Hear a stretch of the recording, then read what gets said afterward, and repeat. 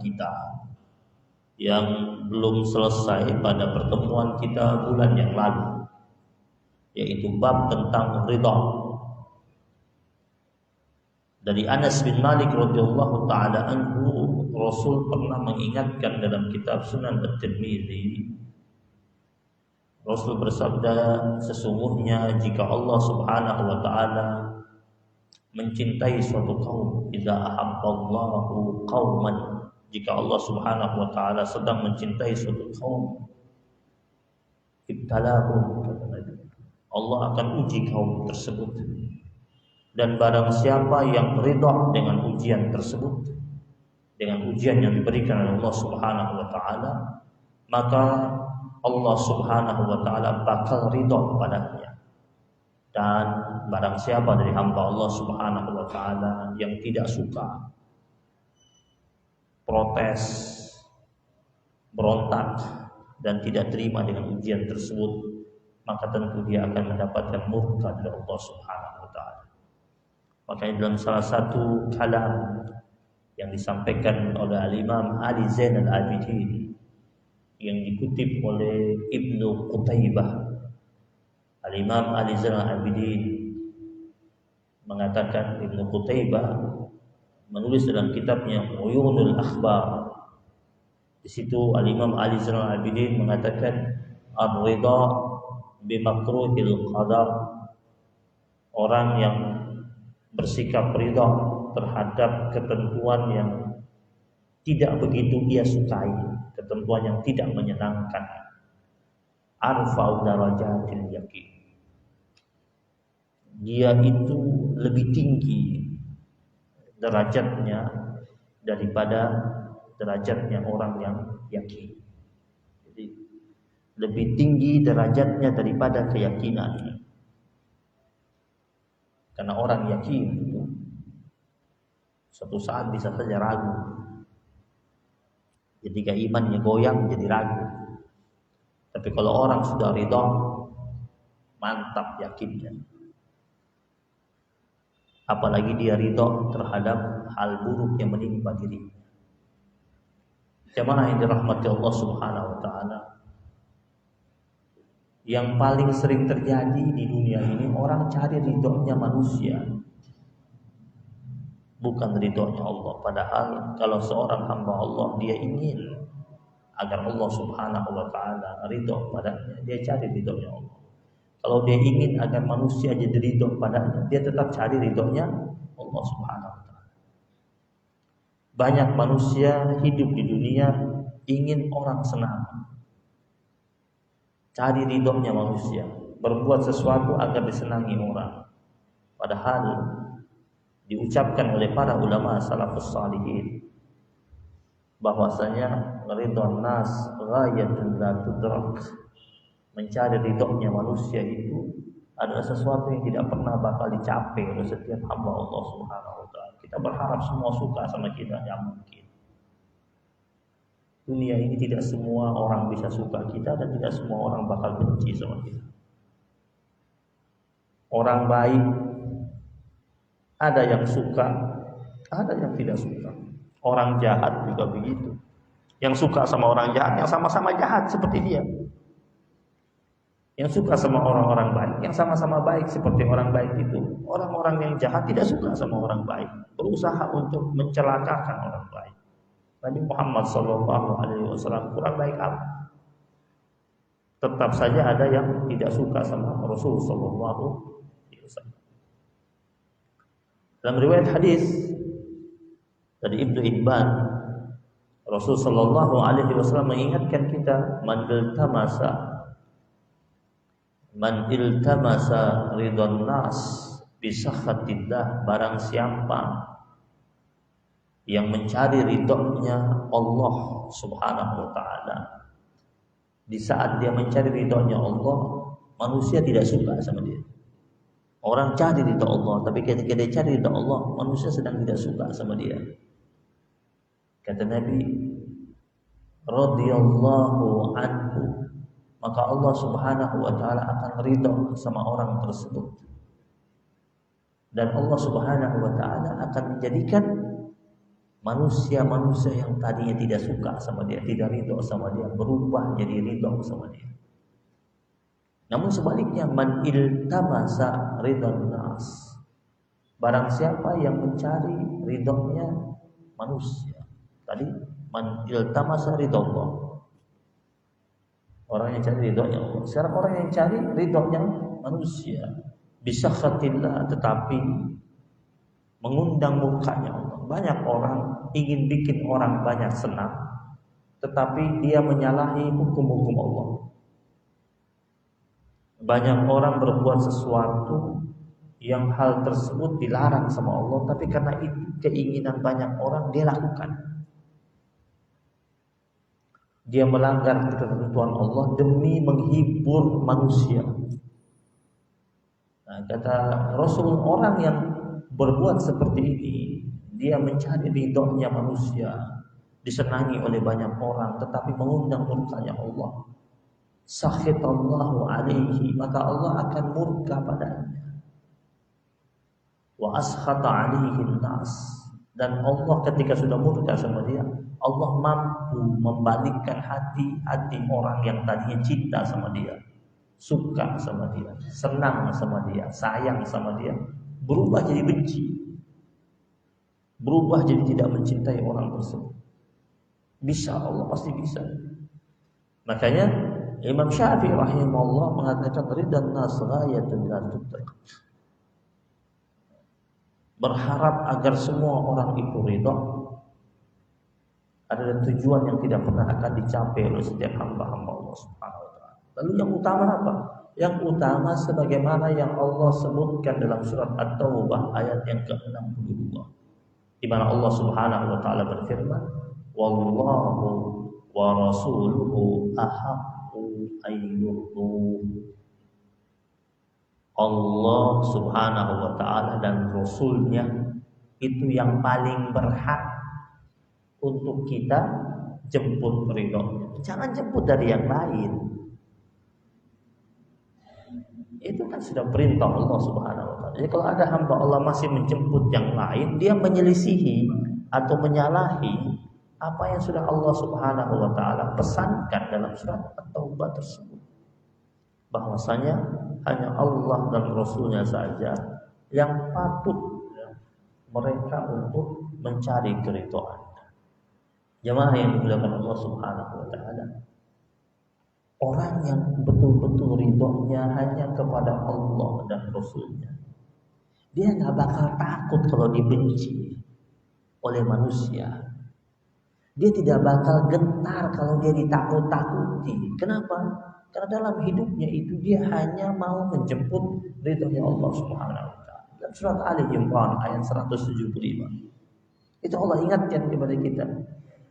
Fala takhafuhum, janganlah kalian takut kepada mereka. Siapa mereka itu? Orang-orang zalim.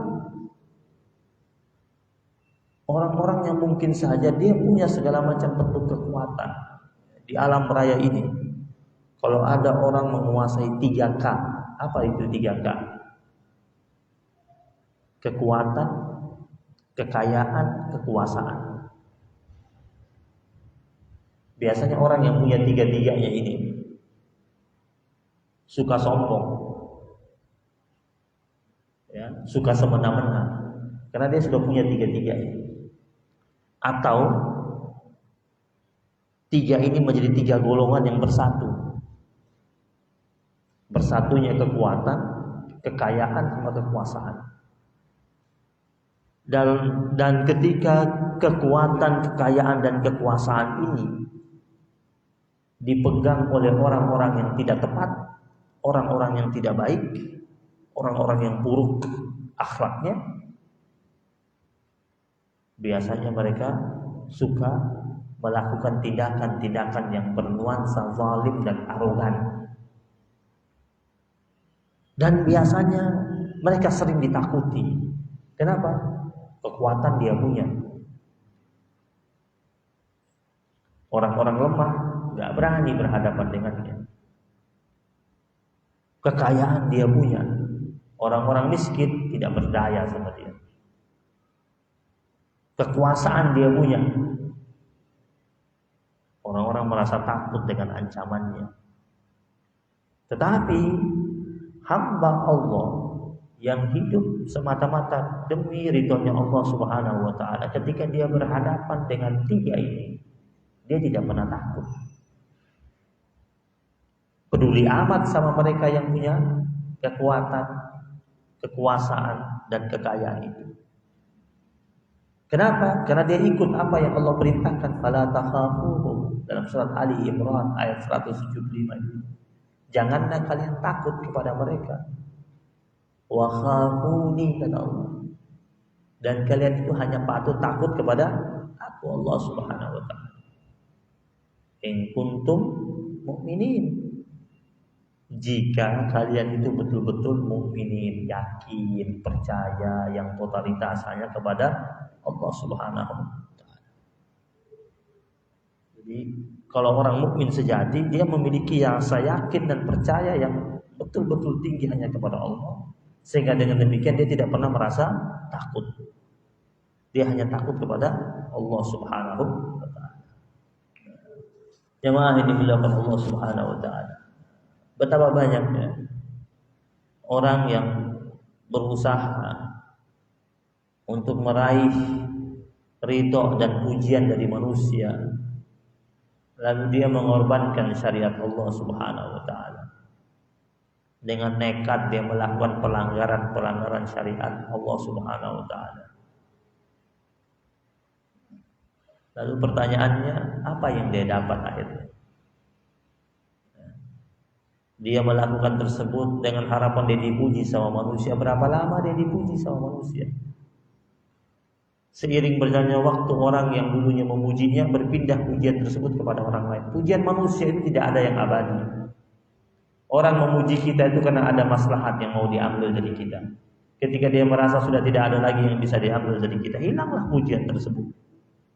Kita sering saksikan betapa sering kita lihat ada orang dulunya memuji si A, kemudian beberapa tahun kemudian dia mencaci si A, memuji si B. Dulunya dia puji si A, dia caci si B, caci habis-habis si B. 4 tahun kemudian dia caci si A dan dia puji setinggi-tingginya si B.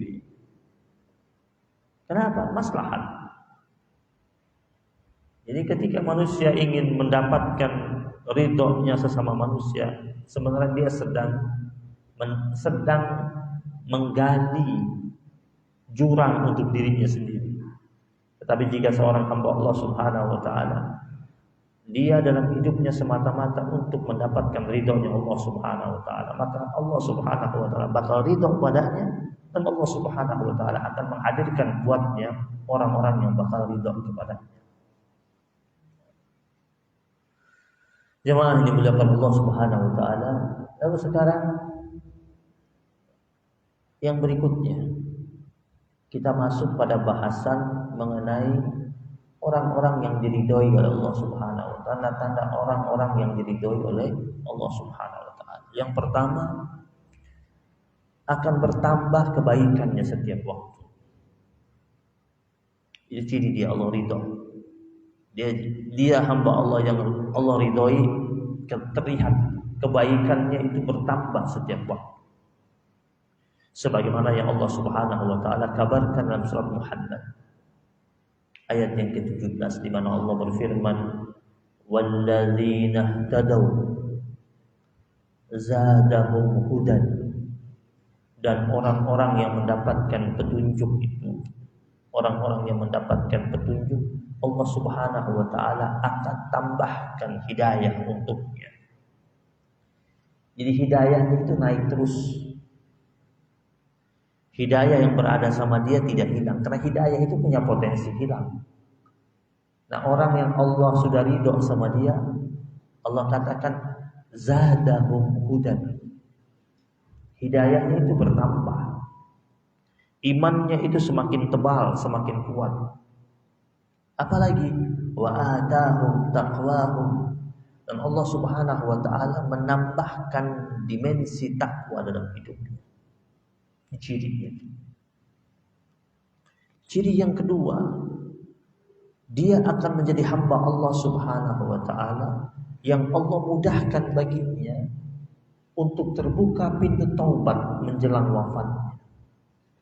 Kita semua pasti berharap agar hidup kita ini husnul khatimah, berakhir dengan akhiran yang begitu indah dan baik.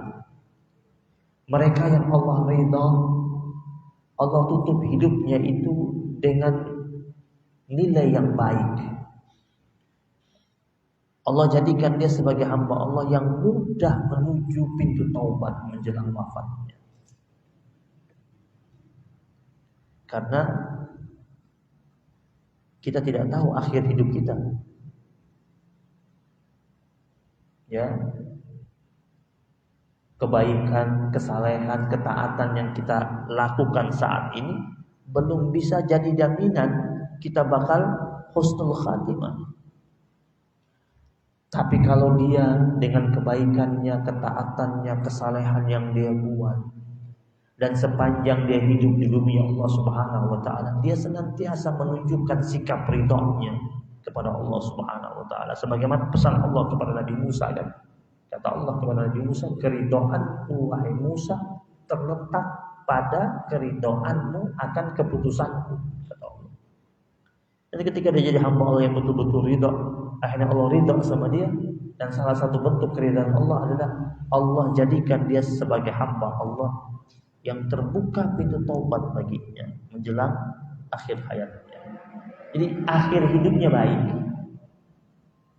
Ada orang kerja di sebuah instansi, kemudian dia sampai pada masa pensiunnya itu dengan ending yang baik, akhir yang baik. Akhir masa pensiunnya itu cemerlang, itu kan indah, menjadi bahan cerita yang baik. Alangkah sayangnya ketika dia sudah bertahun-tahun di instansi tersebut, dan selama bertahun-tahun itu dia sudah menorehkan banyak catatan-catatan baik di instansi tersebut. Tetapi ketika beberapa bulan sebelum dia pensiun, ternyata ada salah satu masalah yang besar yang menimpa dirinya. Ada skandal besar terjadi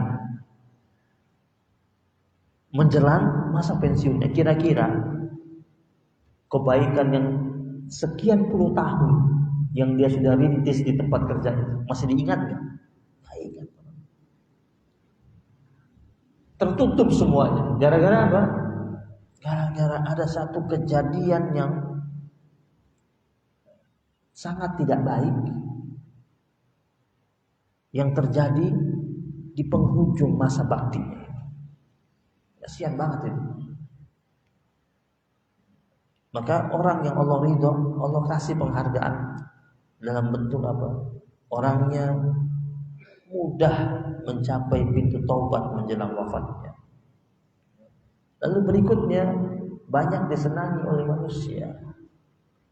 Ciri orang Allah ridho karena Allah saja cinta sama dia, apalagi hamba-hamba Allah Subhanahu wa taala. Allah sudah cinta sama dia, Allah akan perintahkan hamba-hamba Allah Subhanahu wa taala hatinya berubah menjadi menyayanginya dan mencintainya, sebagaimana yang termaktub dalam hadis riwayat Imam Bukhari. Lalu berikutnya, orangnya senang berbuat kebaikan, mudah melakukan kebaikan, ringan. Ciri orang ridho. Ciri orang ridho itu orangnya ringan melakukan kebaikan. Kalau masih malas-malas, masih berat, kadang semangat, kadang tidak semangat, berarti dia belum sampai pada tingkatan ridho. Belum sampai dia diridhoi Allah Subhanahu wa taala. Yang berikutnya, banyak mendapatkan pujian. Banyak mendapatkan pujian. Pujian dari siapa? Pujian dari hamba-hamba Allah Subhanahu wa taala. Yang berikutnya, hidupnya penuh dengan ujian juga. Ada ujian yang Allah berikan padanya. Kita tahu bahwasanya besarnya pahala itu, besarnya pahala itu sesuai dengan ujian yang Allah Subhanahu wa taala berikan. Dan setiap hamba Allah Subhanahu wa taala itu diuji. Banyak orang berpikir bahwasanya mereka yang mendapatkan kekayaan adalah hamba-hamba Allah yang sedang dimuliakan sama Allah. Mereka yang hidup dalam kemiskinan atau kesulitan adalah hamba-hamba Allah yang sedang dihinakan. Itu pandangan yang salah. Kenapa? Orang-orang kafir banyak tuh diberikan kekayaan, hartanya melimpah, perusahaannya banyak, asetnya bertambah terus. Apakah orang-orang yang dilimpahkan rezeki yang begitu banyak itu dia sedang dimuliakan sama Allah, sedangkan dia tiap hari durhaka sama Allah? Dia sedang diuji sama Allah Subhanahu wa taala. Jadi semua itu berbentuk ujian. Kekayaan dan kemuliaan yang sedang Allah berikan kepada salah seorang hamba Allah itu merupakan ujian baginya, apakah dia bersyukur atau tidak. Adapun kesedihan atau kesusahan yang sedang Allah Subhanahu wa taala hadirkan buat salah seorang hambanya, itu juga merupakan ujian, apakah hamba tersebut yang dilanda kesulitan, kesedihan atau kesusahan tersebut dia mampu untuk bersabar atau tidak. Jadi kekayaan itu ujian untuk bersyukur, dan kesulitan itu ujian untuk bersabar. Sama-sama nilainya ujian dari Allah Subhanahu wa taala. Dalam sebuah riwayat hadis dari Anas bin Malik radhiyallahu taala anhu dalam kitab Sunan At-Tirmidzi, Rasulullah sallallahu alaihi wasallam bersabda, "Idza aradallahu bi 'abdihi al-khaira." Jika Allah Subhanahu wa taala menginginkan kepada salah seorang hamba-Nya itu kebaikan, maka kata Nabi di sini, ajjala lahul 'uqubah. Maka Allah Subhanahu wa taala akan mensegerakan hukuman bagi hamba itu di dunia. Di dunia dia langsung dapat hukumannya. Itu bukan berarti Allah murka sama dia. Allah ingin kebaikan buat dia. Namun sebaliknya, ya, wa iza aradallahu bi 'abdihi syarra, jika Allah Subhanahu wa taala menginginkan keburukan buat salah seorang hamba-Nya itu, amsaka anhu bi dzambihi, maka Allah Subhanahu wa taala mengakhirkan balasan atas dosanya. Allah mengakhirkan, berarti diakhirkan ke mana? Diakhirkan ke akhirat nanti. Hatta yuwaffa bihi yaumal qiyamah, sampai akan ditunaikan pada hari kiamat. Pertanyaannya, mending mana nih? Mending mana? Dihukum di dunia atau dihukum di akhirat? Hukum di dunia tidak seberat hukum di akhirat, tapi kita berdoa sama Allah jangan sampai Allah hukum kita di dunia juga. Kita memohon kepada Allah, kita sudah diampuni semenjak kita di dunia karena Allah Rahman Rahim. Tapi jika ada hamba Allah Subhanahu wa taala, dia mendapatkan sesuatu hukuman di dunia, itu bukan buruk kata Rasul. Itu kata Nabi, aradallahu bihi bi 'abdihi al-khaira. Allah menginginkan pada hamba-Nya itu kebaikan. Ajjal lahul uqubah. Allah segerakan hukuman baginya di dunia, di dunia. Jadi, kenapa hadis ini muncul? Karena Nabi menginginkan umatnya itu tidak mudah bersuudzon sama Allah, bersangka buruk sama Allah Subhanahu wa taala. Luqmanul Hakim dia pesan sama putranya, dia bilang, wahai putra, itu emas dan perak itu diuji, ditempa dengan api sehingga keluarlah emas, keluarlah perak itu.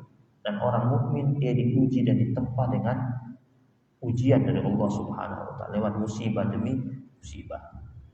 Jamaah yang dimuliakan Allah Subhanahu wa taala. Jadi setiap hamba Allah Subhanahu wa taala tentu bakal mendapatkan ujian sesuai dengan takarannya masing-masing, sesuai dengan kondisi, keadaan, situasi, akan diterima oleh setiap hamba-hamba Allah Subhanahu wa taala. Dan harus memiliki ketahanan melewati ujian tersebut. Salah satunya apa? Doa. Memohon agar Allah Subhanahu wa taala melewatkan kita jika kita sedang mendapatkan ujian, minta agar Allah melewatkan ujian itu buat kita. Ud'ullah wa antum muqinuna bil ijabah. Mintalah kepada Allah Subhanahu wa taala sedangkan kalian dalam keadaan yakin bahwasanya apa yang kalian minta itu akan diijabahi oleh Allah Subhanahu wa taala. Jemaah yang dirahmati Allah Subhanahu wa taala. Berikutnya ya, ini orang yang Allah ridha, orangnya senantiasa mau menerima nasihat yang baik. Jadi ciri orang yang Allah ridha. Banyak di antara kita suka berat mau terima nasihat. Ada yang mudah menasehati tapi sulit untuk dinasehati. Bahaya juga. Nasehati ini bagus, tapi dinasehati nggak mau. Orang yang Allah ridha itu mudah menerima nasihat.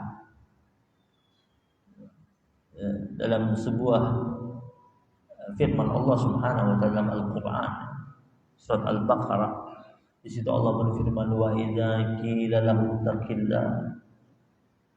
Ada di antara hamba Allah Subhanahu wa taala jika dikatakan kepada mereka, ittaqillah, bertakwalah kalian kepada Allah, akhadhatul 'izzatu bil ism. Ada manusia seperti itu kata Allah. Kalau diajak mereka untuk berucap bertakwa kepada Allah Subhanahu wa taala, kamu udah melenceng itu. Ingat Allah, ayo takwa sama Allah Subhanahu wa taala. Maka mereka merasa tinggi dengan dosa mereka. Ada model manusia begitu? Banyak kan? Ada orang zaman sekarang itu dia merasa tinggi dengan dosanya. Ada orang bangga dengan curangnya. Ada orang bangga dengan zalimnya. Ada orang bangga dengan jahatnya. Ada orang bangga dengan maksiatnya. Banyak orang bermaksiat secara demonstratif. Ada orang bangga itu dengan pakai pakaian yang membuka aurat. Bangga itu jalan.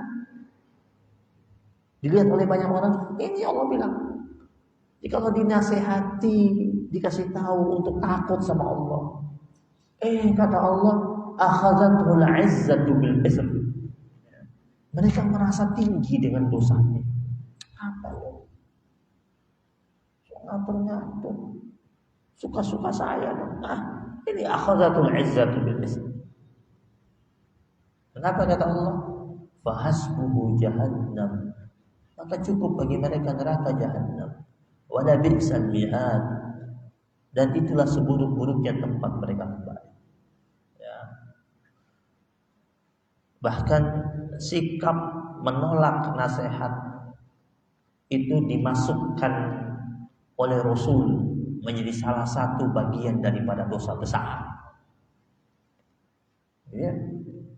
Nabi yang bilang salah satu bagian daripada dosa besar adalah menolak nasihat. Dari Abdullah ibnu Mas'ud radhiyallahu taala anhu, Nabi bersabda, "Inna min akbariz dzambi." Kata Nabi, sesungguhnya menjadi bagian daripada dosa besar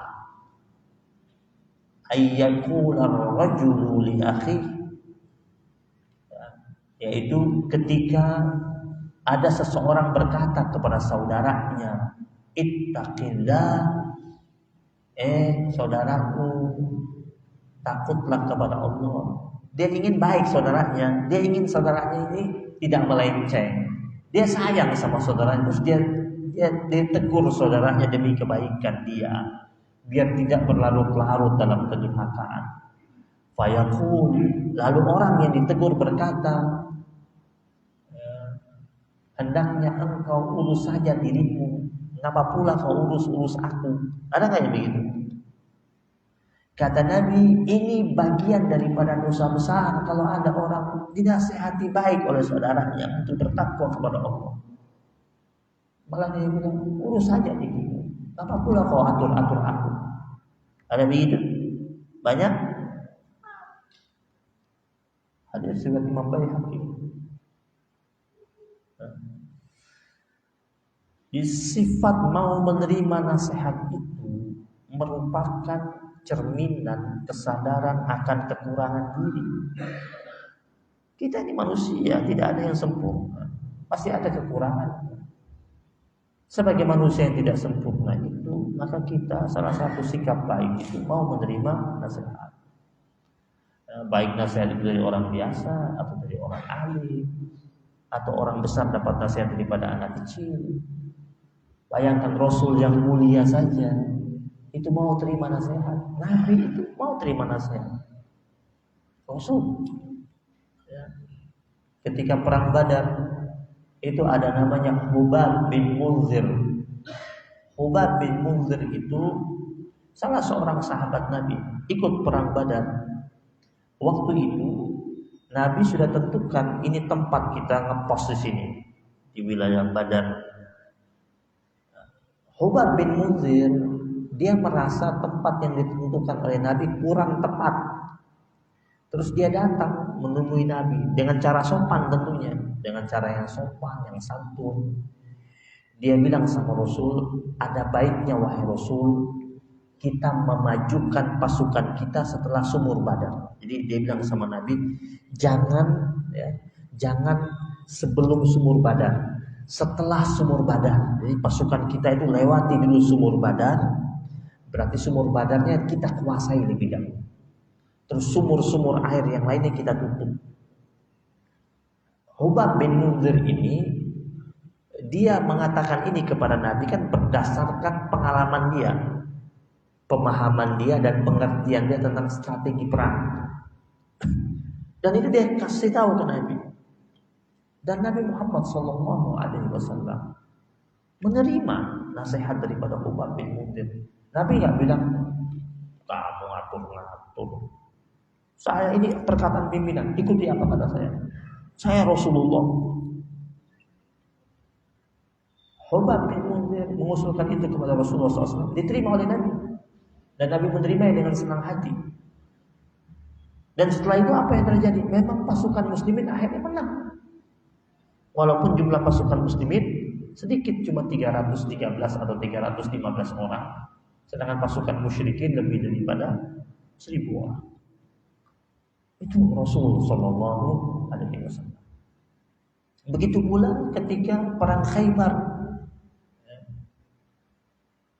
Ketika perang Khaybar terjadi, di saat benteng-benteng Khaybar itu dikepung, lalu pasukan Rasulullah Sallallahu Alaihi Wasallam itu dilihat oleh Hubab bin Munzir terlalu dekat dengan benteng.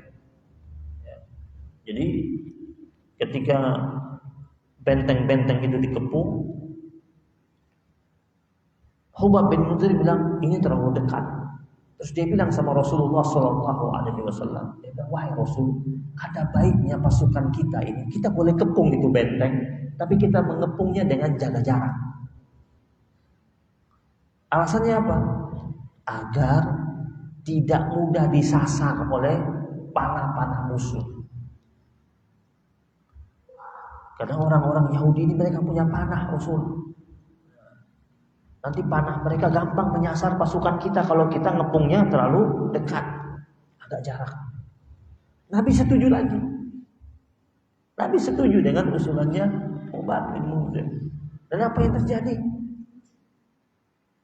Menang pasukan muslimin. Ya. Kemudian ketika selesai perjanjian Hudaybiyah, Rasul Sallallahu Alaihi Wasallam melaksanakan umrah. Ya. Mau melaksanakan umrah tapi batal. Waktu mau melaksanakan umrah setelah perjanjian Hudaybiyah, mau melaksanakan umrah batal. Karena batal melaksanakan umrah, diganti tahun depannya. Nah, maka beliau Rasulullah Sallallahu Alaihi Wasallam menyuruh sahabat-sahabatnya untuk menyembelih, bayar dam maksudnya, dan tahallul. Kemudian para sahabat-sahabat yang dipesankan sama Nabi itu nggak melakukan. Mereka nggak melakukan itu bukan mereka bantah Nabi, tapi mereka belum paham apa yang Nabi perintahkan. Mereka belum paham tuh. Terus akhirnya Nabi sebenarnya sudah mengulang-ulang perintah tersebut. Ada yang mengatakan sampai 3 kali. Tapi Nabi lihat, kok nggak ada yang melakukan apa yang saya perintahkan itu, untuk menyembelih kemudian tahallul. Akhirnya Rasul masuk ke tenda. dalam keadaan muka yang kurang senang Nabi. Masuk ke tenda terus berjumpa dengan istrinya, salah satu istri Ummu Salamah. Ummu Salamah tanya sama Nabi, "Ya Rasul, kenapa engkau mukamu beda ketika masuk ke dalam tenda ini?" Terus Nabi cerita ini. Itu kan saya perintah mereka untuk bertahallul, saya perintah mereka untuk menyembelih dan bertahallul, kok gak ada yang melakukan? Ummu Salamah memberi nasihat ke Nabi. Ummu Salamah, dia bilang sama Nabi, "Ya Rasulullah, mungkin mereka belum tahu yang engkau maksudkan. Coba sekarang engkau keluar dari tenda, engkau praktekkan, engkau lakukan lebih dahulu. Engkau lakukan lebih dahulu yang engkau ucapkan. Nanti mereka bakal lihat, nanti mereka ikutin semua." Dan Nabi menerima usulannya Ummu Salamah. Nabi bilang, "Tahu apa kau? Oke, kasih usulan." Lihat Rasulullah. Akhirnya Nabi keluar, Nabi lakukan, dan setelah itu dilihat oleh para sahabat-sahabat Nabi, dan sahabat Nabi semuanya rame-rame melakukan itu. Jadi itu ciri orang yang ridho, orangnya berlapang dada mau menerima masukan, mau menerima nasihat dari orang-orang yang berada di sekitar.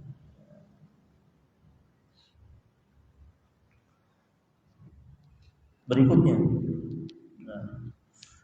tentu kita tahu kan ada faktor juga kenapa orang tidak mau terima nasihat. Banyak faktor. Ada orang tuh berat mau terima nasihat. Salah satunya apa? Merasa lebih tinggi. Dia merasa dia lebih mulia daripada yang beri nasihat. Orang dewasa dikasih tahu sama anak kecil, apa lo? Benar, itu ngomongnya benar. Merasa lebih tinggi jabatannya, pangkatnya, kedudukannya. Ada lagi juga mungkin dia merasa lebih hebat, lebih mengerti dari yang kasih tahu nasihat dia. Yang mungkin titelnya lebih banyak. Ada yang begitu, merasa ilmu pengetahuan lebih luas, dikasih tahu sama orang yang dianggap tidak sekolah seperti dia, susah untuk dikasih tahu. Atau mungkin juga kadang-kadang orang susah menerima nasihat, mungkin cara orang menyampaikan nasihat kurang bijak. Makanya menasihati harus bijak juga dan harus mengena. Ya. Ketika mau nasihat juga lihat orang yang bakal kita nasihati, ini orang siapa, baca karakternya lebih. Biar orang itu mudah untuk menerima nasihat dari kita dan nasihat kita menjadi bermanfaat. Jadi banyak faktor-faktor lainnya itu yang menjadikan orang susah untuk menerima nasihat. Karena Nabi ingatkan ad-din an-nasihat, agama itu nasihat. Saling menasihati wa tawassaw bil haqq wa tawassaw bis sabr. Saling menasihati dalam kebaikan, saling menasihati dalam kebenaran. Itu sejatinya yang harus dimiliki oleh hamba-hamba Allah Subhanahu wa taala. Berikutnya, apalagi ciri orang yang Allah ridhoi itu, dia tidak mencari kepentingan dunia. Tidak mencari kepentingan dunia semata. Hidupnya orientasinya untuk akhirat. Dan Quran surat Al-Isra ayat yang ke-18 Allah Subhanahu wa taala berfirman, "Man kana yuridul 'ajilah ajjalna lahu fiha ma nasha." Siapa saja dari hamba Allah Subhanahu wa taala yang menginginkan dunia, al-ajilah itu sesuatu yang instan. Orang yang menginginkan hidupnya instan, kata Allah, ajjalna lahu, kami Allah Subhanahu wa taala menjadikan orang itu segera mendapatkannya. Allah kasih, bukan Allah tahan. Mau apa? Mau yang segera, mau yang instan. Kata Allah, ajjalna lahu fiha ma nasha. Semaunya kami kasih buat dia. Liman nurid. Ya. Siapa yang kami inginkan kami kasih segera, kami kasih dia. Summa ja'alna lahu jahannama yaslaha mazmuman madhura. Tapi ada efeknya nanti. Di akhirat nanti dia menjadi orang yang tercela dan tertunduk. Ada orang pengen kaya cepat jual narkoba. Kaya dia. kaya dia, nggak ditangkap-tangkap. Kenapa? Karena dia kuat, jaringannya kuat, lobbynya kuat. Kaya. Allah katakan ajalna lahu, kami kasih kata Allah. Tapi ingat akhir firman Allah, summa ja'alna lahu jahannam. Nanti kami akan siapkan ada neraka jahannam buat dia. Yasla mazmuman madhura, yang dia akan masuk di dalamnya dalam keadaan tercela dan terhina, tertunduk.